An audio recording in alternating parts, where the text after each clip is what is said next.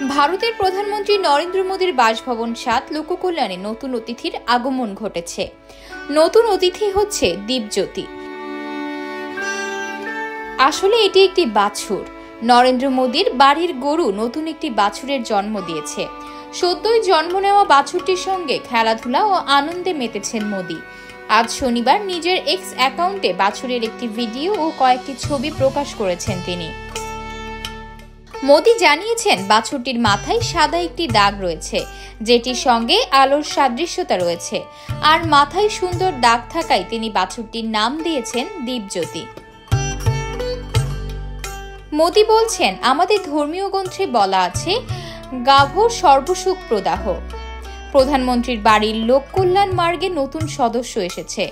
প্রধানমন্ত্রীর বাড়িতে গরুমাতা নতুন একটি বাছুরের জন্ম দিয়েছে, যেটির কপালে সাদা দাগ রয়েছে। এ কারণে তিনি গরুটির নাম দিয়েছেন দীপজ্যোতি। এক্সে আরেকটি পোস্টে মোদী লিখেছেন, লোককল্যাণ মার্গের নতুন সদস্য দীপজ্যোতি সত্যিই আদুরে। মোদীর প্রকাশিত ভিডিওতে দেখা যাচ্ছে তিনি বাছুরটিকে নিয়ে আদর করছেন, এটির মাথায় চুমু খাচ্ছেন। বাছুরটিকে নিয়ে একটি মন্দিরের সামনে বসে পূজাও করছেন তিনি। ছবিতেও গরুর বাছুরকে চুমু খেতে দেখা গেছে তাকে। আতকিয়া মাইমুনা, বার্তা 24।